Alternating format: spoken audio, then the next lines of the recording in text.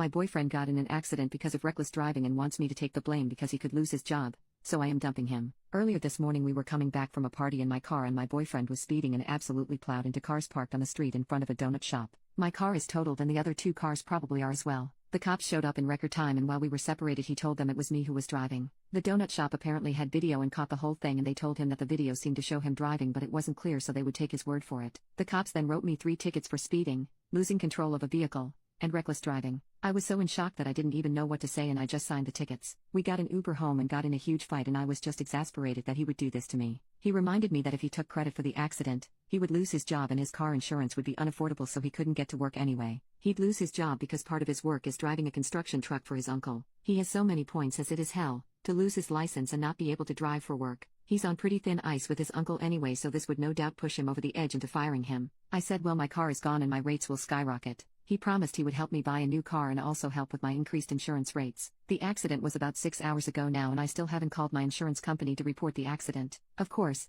the other 2 people who had cars totaled probably have called, thus my insurance probably already thinks I caused the accident and are looking to destroy my rates going forward. I'm so angry. I have no idea what even to do. I don't want my boyfriend to lose his job but I don't want to be screwed because he was driving like an asshole. I would love any advice. Update: I called my mom and dad, who I really hadn't spoken to since I moved in with boyfriend, and said I was leaving him. I was scared and begged to be picked up. This was about 1:30 a.m. They said they would be over right away. I had locked myself in the bathroom and my boyfriend must have heard me making the call because he started trying to beat the door down and I was terrified. When the door didn't go down easy I could hear him smashing things out in the living room of the apartment and kitchen. I stayed on the phone with my mom while my dad called 911 on his phone. I stayed locked in the bathroom and he occasionally would try to break the door down and again. All this time I was crying and so freaking scared and he was screaming and calling me every name in the book. We have neighbors with kids and I heard the kids wake up and start crying and then I'm pretty sure I heard one of the dads beating on our front door telling boyfriend to shut up. Cops showed up just before my parents and immediately put him in handcuffs and put him on the couch, and started taking statements from me and the neighbors.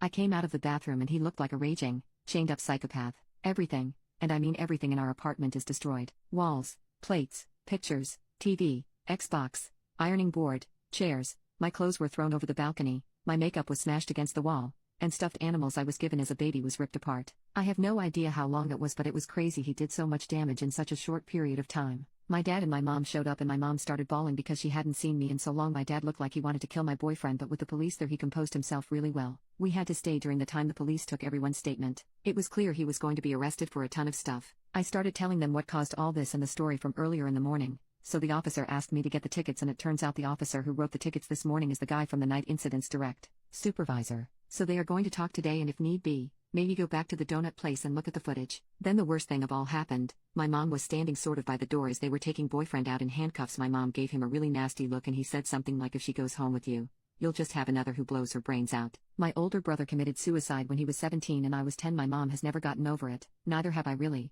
and my mom reached out and slapped him as hard as she possibly could. So then the police had no choice but to arrest her as well. They were nice about it and loosely handcuffed her and took her to one of the squad cars. So I got dressed and tried to pack up and salvage whatever I could while my dad went down to bail out my mom. One of the 3 police stayed in the parking lot in his car just in case any of BF's boys showed up while I got what I could. My mom was in and out pretty quickly and is facing a misdemeanor battery charge which will probably go nowhere. But as you can imagine, while my parents were very happy to get me, they were extremely pissed at what had transpired not only yesterday but the last 6 months or so. I have a very long road ahead to repair the relationship with them. My dad has been mostly silent but he did take me to the family attorney so he could start working on the stuff from the accident. He said it shouldn't be too hard to get me out of the tickets and women, especially, take the fall for husband/boyfriend accidents way more often than you would think. I will probably still have to show up for court but by that time the investigation to show my boyfriend was the one really driving should be concluded and I will be dismissed. However, the thing that really sucks is that my state is a permissive use state, meaning that my insurance has to cover anyone who is driving my car. There is a good chance that my insurance company will fight it out with his company for overall liability and it won't be as bad,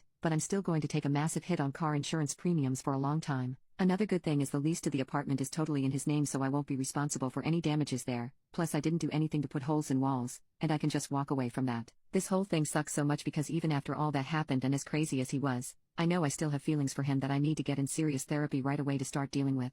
I can't have someone so destructive in my life who was willing to let me take the fall for all his crap and then scare the life out of me and threatened me.